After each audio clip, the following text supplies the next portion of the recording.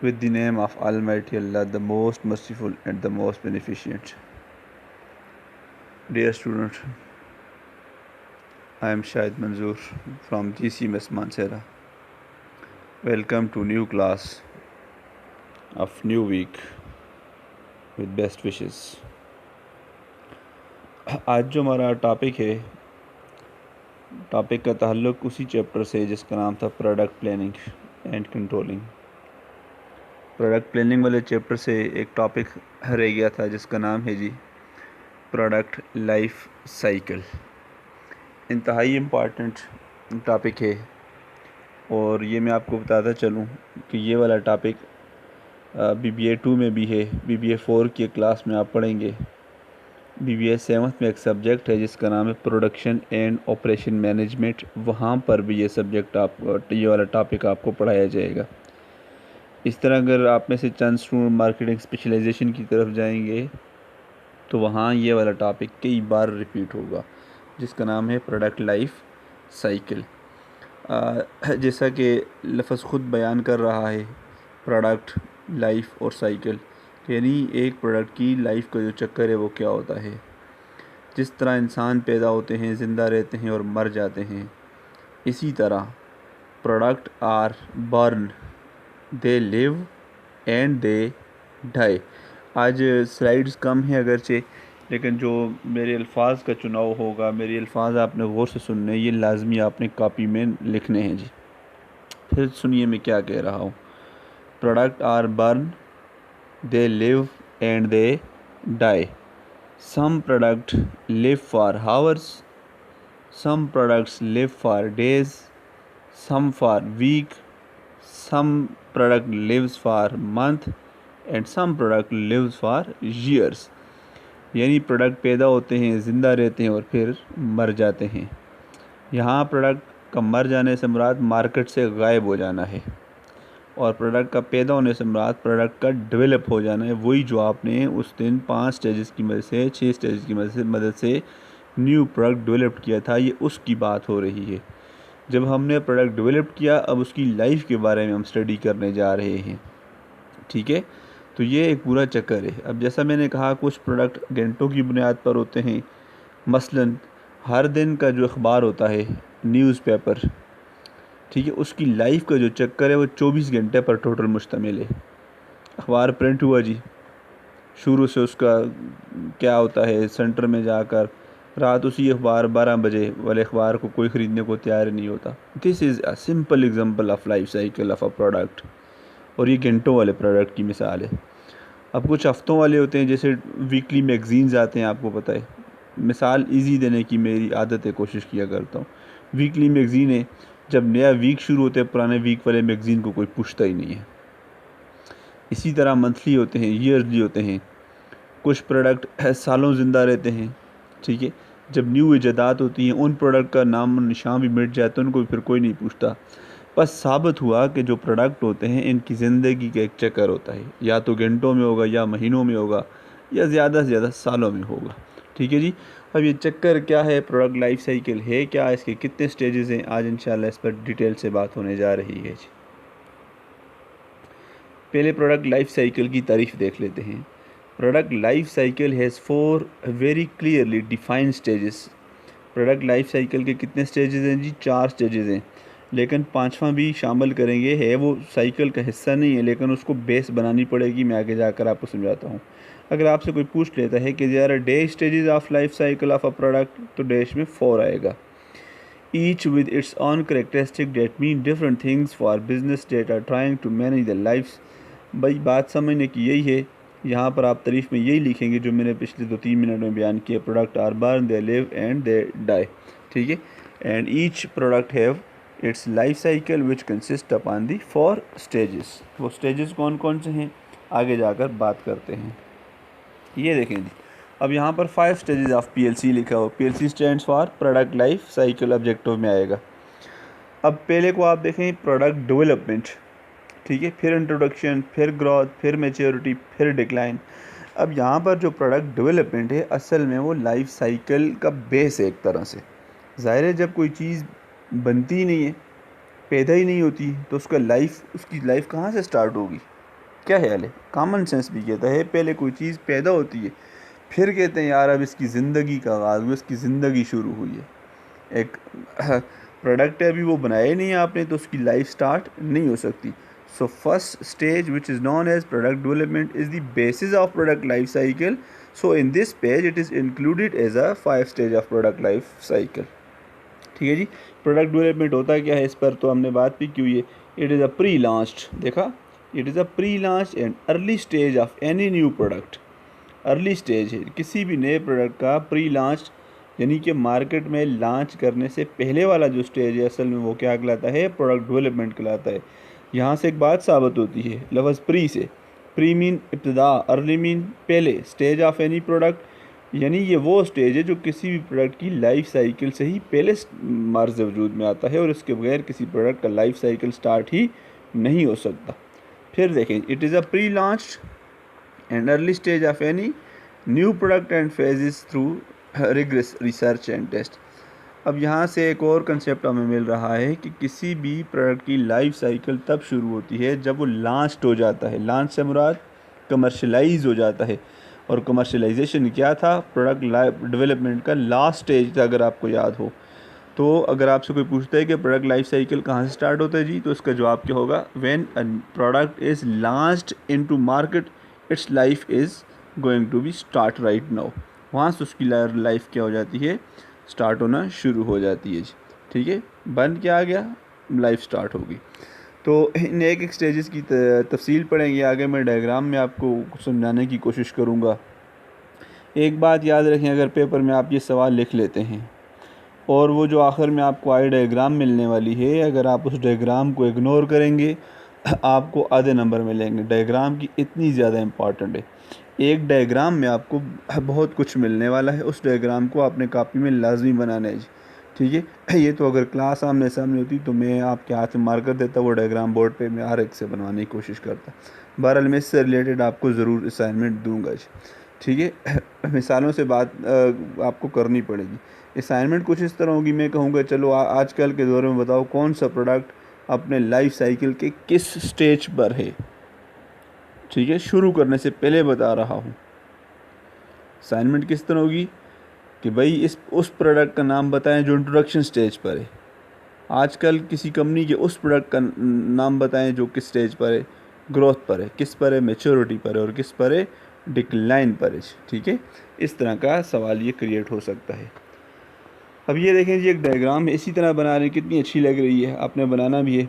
5 stages in PLC product life cycle development है, जिसको pre launch का introduction, growth, maturity and decline. अब circle में बताया हुआ है, चूँकि साइकिल है, साइकिल का टायर जो होता है, वो पहिया जो होता है वो थोड़ा गोलनुमा होता है, इसलिए इसको उस फॉर्म में कन्वर्ट करने की मैंने कोशिश की। इंट्रोडक्शन, ग्रोथ, मैच्योरिटी और डिक्लाइन। अब यहाँ पर आप देखें 4 लिखे हुए हैं, चूँकि असल में है ही 4 है। जो डेवलपमेंट वाला है वो प्री लॉन्च्ड है। ठीक है, तो अब ये होते क्या हैं जी? इंट्रोडक्शन स्टेज, किसी भी प्रोडक्ट की लाइफ साइकिल का introduction stage. Introduction mean pioneer stage, pioneer mean इब्तिदा। जब कोई प्रोडक्ट पहली बार मार्केट में आता है उसको कहते हैं पायोनियर, PIONER, पायोनियर स्टेज या इंट्रोडक्शन स्टेज। इस स्टेज में क्या होता है? पेज आपके पास है, आप इसको बाद में आराम से पढ़ भी सकते हैं, लेकिन जो मैं बोल रहा हूँ आपको ज़्यादा मुनासिब है, वो ज़रूरी है बल्कि सुनना इस मेरे सेंटेंस को जी। इस स्टेज पर क्या होता है? प्रोडक्ट मार्केट में लॉन्च किया जाता है। ठीक है, मार्केट में भेजा जाता है। जब मार्केट टेस्ट वाला स्टेज आपने पढ़ा था कामयाब हुआ, अब यहाँ पर कमर्शलाइजेशन हुई, मार्केट में एंट्री मारी आपने, प्रोडक्ट मुख्तलिफ़ जगहों पर बेचने के लिए आपने बेच दिया। अब जाहिर सी बात है, जब आप प्रोडक्ट पहली बार मार्केट में बेच रहे हैं तो आप एकदम प्रॉफिट कमाएंगे? तो इस स्टेज पर प्रॉफिट नहीं होता। दूसरी बात, शुरू से इंट्रोडक्शन स्टेज पर किसी भी प्रोडक्ट का सेल वॉल्यूम कम होता है, यानी इतनी ज़्यादा सेल तो नहीं होती, आहिस्ता आहिस्ता बात बढ़ती है ना। तो इंट्रोडक्शन स्टेज में आप क्या लिखेंगे? प्रॉफिट भी कम होता है जबकि सेल भी कम होती है। और जो सबसे बड़ी बात है, at the introduction stage the cost of thing, the cost of product is too much high, बहुत ज़्यादा कास्ट होती है। वजह क्या होती है? चूँकि वो नया गया हुआ होता है, अभी वो कंज्यूमर इतने उसको जान पहचान नहीं है, कंपनी रिसर्च कर रही होती है, उसको इम्प्रूवमेंट करने की कोशिश कर रही होती है, अभी थोड़ी मकदार में बनाए हुए होते हैं, तो इसलिए इसकी कास्ट क्या होती है, हाई होती है। यहाँ आपने काउंटिंग में भी पढ़ा होगा, when the number of unit increase per unit cost decrease. तो जब इंट्रोडक्शन स्टेज पर होता है नंबर ऑफ यूनिट कम बनाए हुए होते हैं, मतलब प्रोडक्ट इतना ज़्यादा नहीं बना हुआ होता तादाद के लिहाज से। तो जब तादाद के लिहाज से प्रोडक्ट कम होता है तो ऑटोमेटिकली उसकी कास्ट क्या होती है, ज़्यादा होती है जी। इसको पढ़ते हैं ज़रा जी आप, ये जो मैंने पहले बयान किया खुद से किया। This stage of the cycle could be the most expensive for a company. देखा, एक्सपेंसिव मीन ज़्यादा खर्चा आ रहा होता है। For a company launching a new product, ज़ाहिर है कंपनी जब नया प्रोडक्ट मार्केट में लॉन्च करती है तो ये उसको थोड़ा एक्सपेंसिव पड़ता है। The size of the market for the product is small. Market से मुराद उसके कस्टमर, अभी इस प्रोडक्ट को ख़रीदने वाले लोगों की तादाद बहुत स्मॉल होती है, कम होती है। विच मीन्स सेल्स आर लो, मैंने आपको पहले बता दिया। सेल ज़ाहिर है जब कस्टमर कम होंगे तो सेल भी कम होगी, और ऑटोमेटिकली जब सेल कम होगी तो प्रॉफिट भी कम होगा। ठीक है, तीन बातें मिल गई कि introduction stage is highly expensive for the company.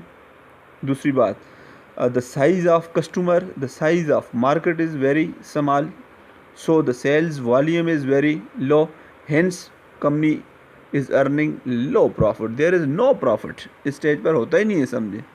on the other hand the cost of things like research and development, consumer testing and the marketing needed to launch the product can be very high। इस पूरी दो lines को मैं इस तरह बता देता हूँ आपको कि इंट्रोडक्शन स्टेज पर प्रोडक्ट की कास्ट क्या होती है, ज़्यादा होती है, बाकी सब कुछ कम और कास्ट क्या, ज़्यादा।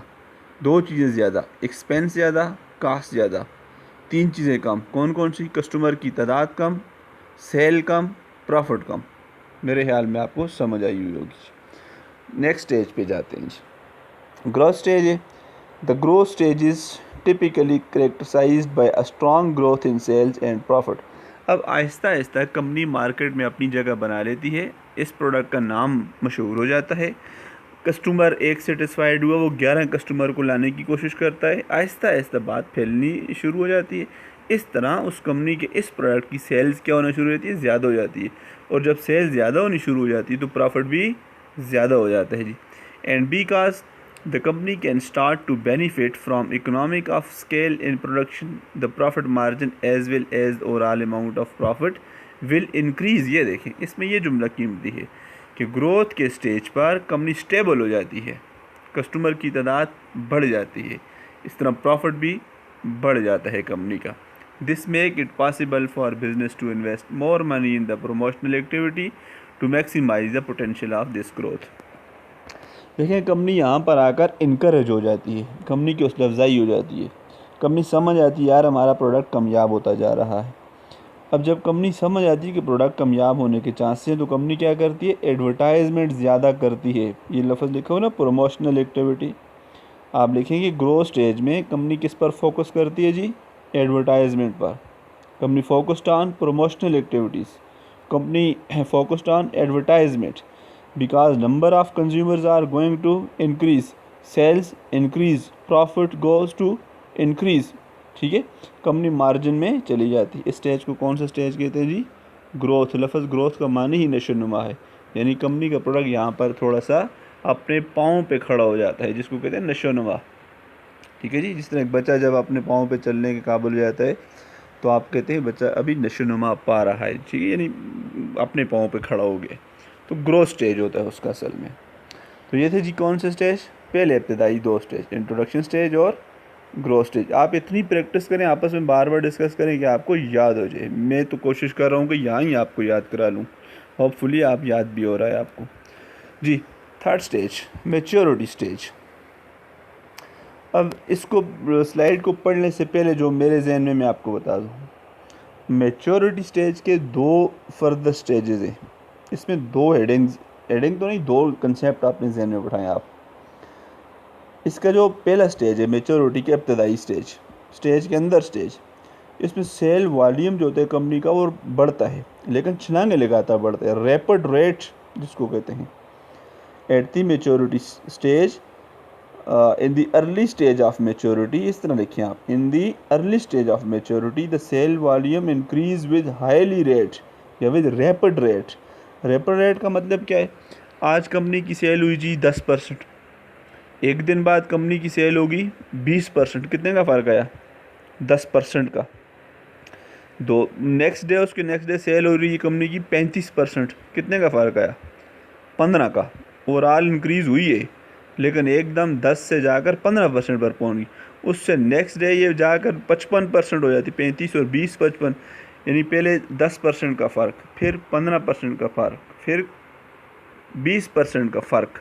कहने का मतलब कहता early of maturity stage sale volume increase with rapid rate. इस जगह पर कंपनी का एक तरह से नाम बिकना लग जाता है। अब मेच्योरिटी स्टेज का जो आखिरी मरला होता है, at the other hand maturity stage का जो सेकंड पोर्शन है, सेकंड पार्ट है, उसमें भी सेल वॉल्यूम बढ़ रहा होता है, याद रखें बात को, लेकिन with slow rate. Slow rate से मुराद 55% पर सेल हुई थी ना, अब उसके कुछ टाइम बाद सेल हुई है जी जाकर जी 65%। हम मानते हैं इंक्रीज़ हुई है, ओवरऑल तो सेल इंक्रीज़ हुई है, लेकिन पहले जो फ़र्क आया था वो कितना आया था, ये आपको याद है? 20%। अब 20 पर आ गई, अब 20 से 10% पर बात आ गई है। उससे नेक्स्ट डे सेल जो हो गई है जी, वो 65 से बढ़कर 70% हो गई है। ओवरऑल बढ़ी है नहीं बढ़ी, लेकिन 70 और मतलब 55 65 के दरमियान कितना फ़र्क आया? 5%। अब भी बढ़िया मानते हैं, लेकिन रेट ऑफ जो सेल वॉल्यूम है वो ओवरऑल क्या होता जा रहा है? कम होता जा रहा है, यानी 20 से 10 पे आया, 10 से 5% पे आ गया। तो आप इसको इस तरह समझने की कोशिश करेंगे। ये कंपनी के लिए एक निशानी होती है। निशानी ये होती है कि यार परेशानी होती है, बल्कि परेशानी क्यों होती है कि सेल वॉल्यूम किस तरह आहिस्ता आहिस्ता आहिस्ता गिरना शुरू होता जा रहा है। यहाँ पर कंपटीटर्स आ जाते हैं जी, ठीक है, हाईली कंपटीटर्स आ जाते हैं। लोग किसी को खाता हुआ देख सकते हैं, किसी की कंपनी का प्रोडक्ट बिकता हुआ कंपनियाँ देख सकती हैं, वो भी इस तरह प्रोडक्ट मार्केट में लॉन्च करके अपना प्रोडक्ट मशहूर करने के चक्कर में हो जाती हैं। आहिस्ता आहिस्ता कुछ कंज्यूमर वहाँ पर चले जाते हैं। अब देखें इसको जी, पढ़ते हैं। During the maturity stage the product is established and the aim for the manufacturer is now to maintain the market share they have built up. This is probably the most competitive time for, मैंने अभी आपको बताया था competition, competitive. This is the probably most competitive time for the product, and businesses need to invest wisely in any marketing they undertake. They also need to consider any product modification or improvement to the production process which might give them a competitive advantage. इसने दो बातें लिखी हैं, वो जो मैंने आपको rapid rate और स्लो रेट बताया उसने नहीं लिखा। यहाँ पर जो लिखा हुआ, ये लिखा हुआ है कि इस स्टेज पर कंपनी का कंपटीशन बढ़ जाता है, इंतहाई कंपटीटिव टाइम होता है, कंपनी के लिए टफ टाइम होता है। अब ये वाली कंपनी, इस प्रोडक्ट वाली कंपनी पता है क्या करती है? इस कंपटीशन को थोड़ा सा उसका मुकाबला करने के लिए, उस नए कंपटीशन को मार्केट से भगाने के लिए वो इस तरह करते हैं, अपने प्रोडक्ट में मॉडिफिकेशन शुरू कर लेते हैं। मॉडिफिकेशन मीन चेंजेस, रद्दोबदल, तब्दीलियाँ अपने प्रोडक्ट में थोड़ी बहुत, डिज़ाइनिंग में क्वालिटी, कलर वगैरह चेंज कर लेते हैं, पैकिंग स्टाइल चेंज कर लेते हैं, इसको कहते हैं मॉडिफिकेशन। ये एक स्ट्रेटजी है। अब अगर आपसे कोई पूछता है, ज़रा मैं स्लो होके बोल रहा हूँ, आपसे अगर कोई पूछता है यार मेच्योरिटी स्टेज पर कंपनी कौन सी स्ट्रेटजी अडॉप्ट करती, तो आप क्या कहेंगे? At the maturity stage a company adopted modification strategy, modification तब्दीली वाली स्ट्रेटजी।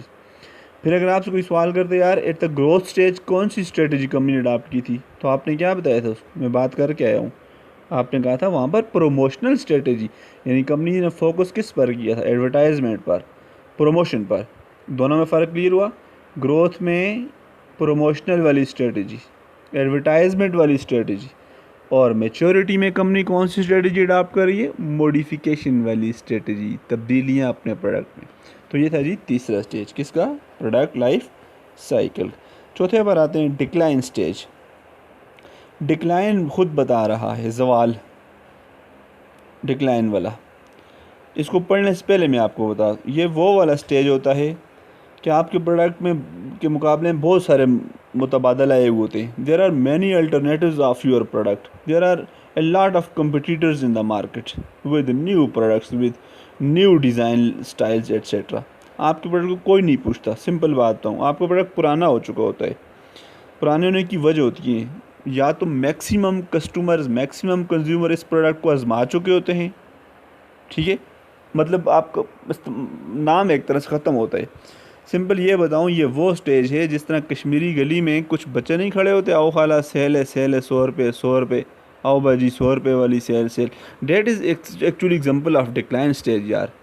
वो उससे तंग आए हुए होते हैं, किसी तरह निकल जाइए, प्रोडक्ट दुकान भरी होती है, मुफ्त को किराया देना पड़ रहा है उस दुकान का। वो कहते हैं यार किसी तरह इस प्रोडक्ट से हमारी जान आज़ाद हो जाए ताकि हम कोई नई चीज़, नया सामान ला के इस दुकान में रखें। वैसे ही एक बंदा भी भर्ती किया होता है जो उसको निकालने के चक्कर में होता है, सेल सेल की आवाज़ें लगा रहा होता है। तो असल में वो कौन सा स्टेज होता है? डिक्लाइन स्टेज होता है, ठीक है। Eventually the market for a product will start to shrink and this is what's known as the decline stage. Shrink हो जाती है, सिकुड़ जाती है। This shrinkage could be due to the market becoming saturated. ये श्रिंकेज क्यों आती है, उसकी कुछ वजूहत हैं। वो क्या हैं? All the customers who will by the product have already purchased it. देखा, मैंने आपको पहले बताया कि ऑलमोस्ट जो कस्टमर्स, कंज्यूमर्स होते हैं वो उस प्रोडक्ट को इस्तेमाल कर चुके होते हैं। या because the consumers are switching to a different type of product. लोगों की ख्वाहिशात, लोगों की ज़रूरियात, उनकी जो तलबात हैं वो चेंजेस हो गई हैं, वो किसी और प्रोडक्ट के पीछे पड़ गई। While this decline may be inevitable, it may still be possible for companies to make some profit by switching to less expensive product। भाई सीधी सी बात है, एंड चीपर मार्केट आगे लिखा हुआ है ना, सस्ती करके चीज़ें बेचने के चक्कर में होते हैं, इस प्रोडक्ट को मार्केट से निकालने की कोशिश की जाती है, क्योंकि अब ये वो उस स्टेज पर नहीं कि उठ के खड़ा हो जाएगा, ठीक है। बहुत लायल कस्टमर कुछ होंगे जो इस वक्त भी इसके साथ चिमटे हुए होते हैं, ठीक है। अगर आपसे कोई पूछता है ना कि डिक्लाइन स्टेज पर कंपनी की प्रोडक्ट कौन ख़रीद रहा होता है, तो आपका जवाब क्या होगा? Only loyal, most loyal customers of company are now, right now they are also willing to purchase this product even that is at the end of its life cycle. ठीक है जी। तो कौन कौन से स्टेजेस थे? इंट्रोडक्शन, ग्रोथ, मैच्योरिटी और decline. मैंने डिटेल से बयान कर दिया, भरपूर तरीके से आपको समझाने की कोशिश की। इस पर आपने अच्छा खासा दिमाग लड़ाना है। जो कुछ इस स्लाइड के अंदर लिखा हो वो भी लिखना है, जो मैंने ज़बानी कलामी समझाया वो लाजमी लिखना है। अब आते हैं डायग्राम पर जी। ये है जी एक कम्प्रीहेंसिव, ये पहले मैं आपको कम्प्रीहेंसिव दिखा रहा हूँ, फिर आगे जाकर मैं आपको एक आसान डायग्राम देने जा रहा हूँ। प्रोडक्ट लाइफ साइकिल, इसकी दो लाइन्स हैं, एक है एक्स एक्सिस और एक है वाई एक्सिस। नीचे जो तीर का निशान एक्सिस पर क्या है जी? टाइम है। और वाई एक्सिस पर क्या है? सेल्स रेवेन्यू है। पहला स्टेज क्या है जी? डेवलपमेंट, प्री लॉन्च इसको आपने कहा। दूसरा क्या है? इंट्रोडक्शन। तीसरा क्या है? दूसरा क्या है? ग्रोथ। तीसरा क्या है? मैच्योरिटी। चौथा क्या है? डिक्लाइन। असाइनमेंट आपकी जो मैंने बनाई थी उसकी सानी भी यहाँ पर हो रही है। डेवलपमेंट पर देखो आईफोन 7 लिखा हुआ है, इसका मतलब है इस स्लाइड के मुताबिक आईफोन 7 अभी बन रहा है, उसकी लाइफ स्टार्ट नहीं हुई। इंट्रोडक्शन पे कोई नहीं है। ग्रोथ पे देखो आईफोन 6 है, अभी वो 6 किस पर है? ग्रो कर रहा है। डिक्लाइन पर देखो कौन सा है? आईफोन 5 है, यानी 5वां जो आईफोन 5 कंपनी ने बनाया हुआ है ना, उसका डिक्लाइन स्टेज स्टार्ट हो गया। जब कंपनी 5 वाला उसका डिक्लाइन कर रहा है, 6 वाला उसका प्रोडक्ट ग्रो कर रहा है, तो वो इससे पहले के 6 का भी डिक्लाइन शुरू हो जाए, वो कौन सा बनाने लग गई है? आईफोन 7 बनाने लग गई है जी। इस मिसाल में आपको इस स्लाइड के अंदर, इस डायग्राम में सिर्फ ये समझाने की कोशिश में कर रहा था। नेक्स्ट देखते हैं जी, product life cycle, introduction, growth, maturity, decline. असल आपकी वही ये वाली डायग्राम है आज की। जो आज का आपका जो लेक्चर का कंक्लूजन है वो आपको इस डायग्राम में सामने समझ आ जाएगा। प्रोडक्ट लाइफ साइकिल एक बात, ऊपर लिखो सेल्स वर्सेस प्रॉफिट दो बातें। याद रखें, सेल्स और चीज़ होती है, प्रॉफिट और चीज़ होती है। सारी सेल आपका सारा प्रॉफिट नहीं होती, उसमें से खर्चे माइनस करने पड़ते होते हैं। देखते जाएं। उसी तरह एक्स एक्सिस पर क्या है? टाइम है। वाई एक्सिस पर क्या है जी? सेल्स है या प्रॉफिट है। ज़ीरो आपका पहला दिन है। देख लें। प्रोडक्ट डेवलपमेंट, दूसरा क्या है? इंट्रोडक्शन। तीसरा ग्रोथ, चौथा मैच्योरिटी और पांचवा डिक्लाइन। अब आपने इस तरह करना है, ग्रीन लाइन, सब्ज़ लाइन पे ज़रा गौर करनी है जी। सब्ज़ लाइन किसको रिप्रेजेंट कर रही है? सेल्स को आप कॉपी में भी 2 पेन का इस्तेमाल कर लेना। Sales is represented by green tick और green line, profit is represented by orange colour line. ठीक है, इसको भी आप देख सकते हैं। अब देखें जी, प्रोडक्ट डेवलपमेंट पर ज़ाहिर सेल हो सकती है, एक चीज़ अभी बनी नहीं है, बिकेगी कैसी? बिल्कुल देखें, सेल 0 पर है, पीछे 0 को भी देख सकते हैं आप, ग्रीन लाइन 0 पर है। अभी मैं क्या कह रहा हूँ, आपने सिर्फ किस पर फोकस करना है? सिर्फ ग्रीन लाइन पर। इंट्रोडक्शन स्टेज पे जाएं ज़रा। इंट्रोडक्शन स्टेज में क्या हो रहा है? ग्रीन लाइन आहिस्ता आहिस्ता ऊपर उठ रही है, नहीं उठ रही, कितना स्लोली जा रही है, बिल्कुल आहिस्ता आहिस्ता जा रही है। इसका मतलब ये है कि इंट्रोडक्शन स्टेज में सेल इंतहाई कम होती है, बिल्कुल ना होने के बराबर होती है, आहिस्ता आहिस्ता बढ़ रही होती है। अब ग्रोथ पे जाएं, देखें बढ़ी है, नहीं बढ़ी, बिल्कुल ऊपर एकदम चली गई है, स्पीडली बढ़ी है, सेल बढ़ी है। बढ़ती क्यों ना? क्या वजह है बढ़ने की? आपको मैंने पहले बताया हो, क्योंकि ग्रोथ स्टेज पर कंपनी किस पर फोकस करती है? हेवी एडवर्टाइजमेंट पर, प्रमोशन पर। तो जाहिर है फिर कंपनी की सेल तो बढ़नी थी।